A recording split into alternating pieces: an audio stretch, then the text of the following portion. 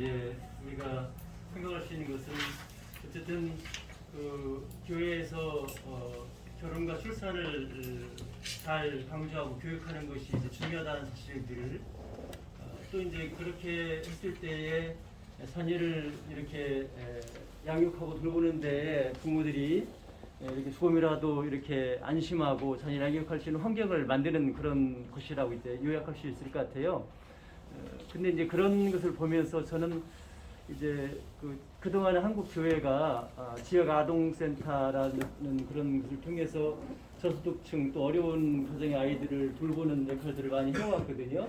근데 이제 최근에는 이제 공공기관에서 하는 것이 아이 키움 센터라는 것을 이제 만들어서 저소득층 가정만이 아니라 이렇게 여유가 있는 가정의 아이들이 이제 그 돌봄을 받도록 이렇게 하거든요. 그래서 이제 어떻게 보면은 이제 지역 아동센터에 아이들이 보내지 않고 또 지금 이제 앞으로의 상황은 그 저소득층 아이들에 대한 어떤 낙인 이런 것들이 될 수 있거든요. 그래서 제가 볼 때는 이제 그 한국교회가 운영하고 있는 그런 지역 아동센터를 아이 키움 센터와 같이 이렇게 좀 확대 또 이렇게 해서 어떤 낙인의 효과 없이 또 어떤 그 소득 관계 없이 다 이렇게 와서 아동 키움 센터와 같은 역할을 할 수 있도록 아마 이름을 좀 같이 한다든지 해서 그리고 이제 지원을 정부에서 한다든지 이렇게 해서 불교에서 그 템플 스테이를 통해서 많은 지원을 받아서 이렇게 일반인들에게 포교 역할을 하는 것처럼 교회가 뭐 이렇게 하는 거에 대해서 굉장히 국가에서는 뭐 종교를 강조한다는 것을 많이 이렇게 하는데 새롭게 들어서는 정부는 교회의 도움도 많이 받았기 때문에 그런 차원에서 좀 정책적으로 한국 교회가 하는 뭐 지역 아동센터라든지 아니면은 아이 키움 센터 이런 것들을 좀 정부가 그 종교라는 그런 것을 가지고서 배제하는 것이 아니라 이제 그 결혼과 출산을 장려하고 강조하는 그런 차원에서 한국 교회에 좀 적극적인 지원을 통해서 이런 역할들을 감당할 수 있도록 해야 된다. 이렇게 좀 어떤 정책 제안을 좀 할 수 있을까 저는 생각을 하고 있습니다. 네, 감사합니다. 오늘 그 설문하고 직접 관계는 여론조사하고 직접 관계는 없습니다만 제가 알기에는 지역 아동센터가 약 4,300개 있습니다. 10만 명의 아동을 돌보고 있고요. 다 민간이 운영합니다만 정부가 상당히 지원합니다. 예를 들어서 지난번에 법이 바뀌어가지고 지역 아동센터가 아이들을 위해서 버스를 운영할 때는 노란색으로 칠해야 되고 안전장치 해야 된다는 문제 때문에 정부가 지방자치단체를 통해서 30억 원을 교부금을 보냈고 그 돈으로 2,000대를 개보수했습니다.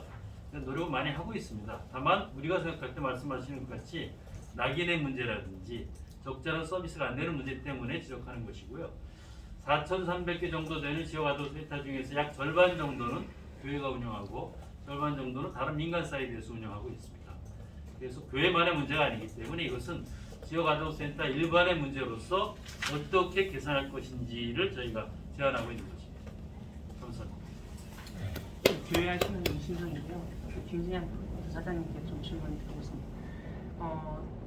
이 종교별로 결혼과 가정에 대한 이제 강조 그리고 출산에 대한 가르침이 좀 중요하게 유의하게 나타났다고 하셨는데 이제 그 중에서도 같은 이제 성경을 보고 있는 기독교라고 할 수 있는 개신교하고 카톨릭이 25% 정도 이렇게 차이 나는데 이게 이제 구체적인 뭐 이유가 제시되어 있나요? 제 이유를 좀 어려운데요. 네, 저희가 나타낸 조사 결과를 보면 예를 들어서 그 같은 크리스천리티라 하더라도 보신 것처럼 그 관련 교육을 받은 적이 있냐 보면 개신교와 카톨릭이 차이가 나지 않습니까? 그 다음에 종교 출산율 증가로 인한 활동을 한 적이 있느냐 보면 개신교하고 카톨릭이 또 차이가 있고요. 그러니까 뭐 속사정까지 모르지만 저거 조사 결과를 나온 걸 보면 그런 가정과 출산에 대한 강조하는 정도가 다르고 그걸 또 이제 구체적으로 가르치는 정도도 다르고 활동도 다른 것들이 적어도 이번 조사 결과도 보면 그것들이 상당히 영향을 미칠 수 있다라는 생각이 듭니다. 기본적인 뭐 가정이 하나님께서 창조하신 그 기관으로서의 어떤 가정의 중요성에 대해서 하는 것들은 교리적으로 같을 수 있지 몰라도 현실적으로 실천적인 차원에서 차이가 있는 것으로 이번 조사 결과는 그렇게 나타납니다. 그러니까 이제 제가 연결해서 잠시 질문드리겠습니다.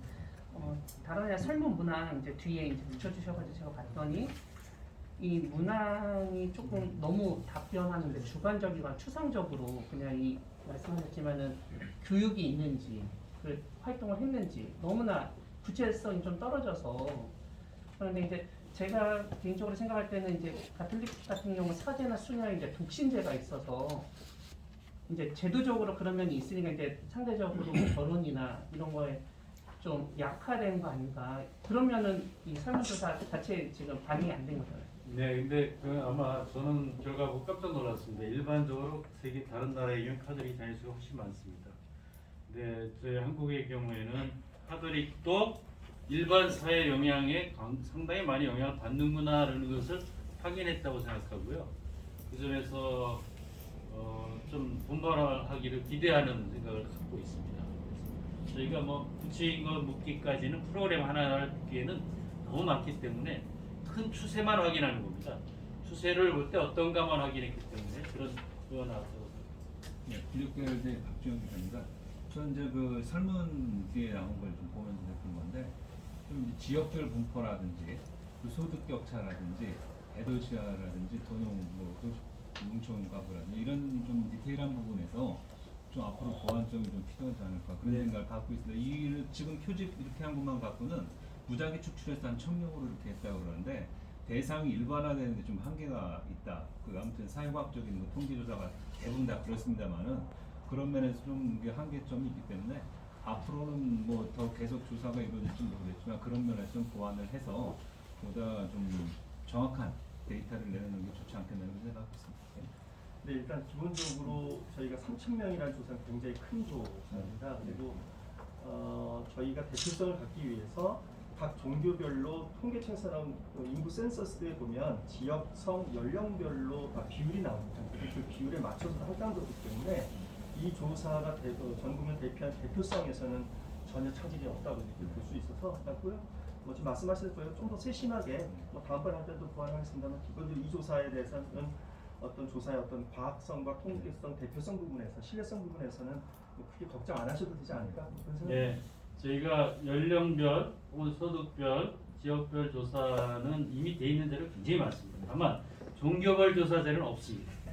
없는 걸 채우기 위해서 했고요.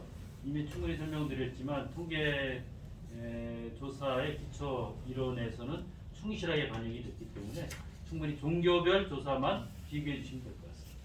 제가 하나 좀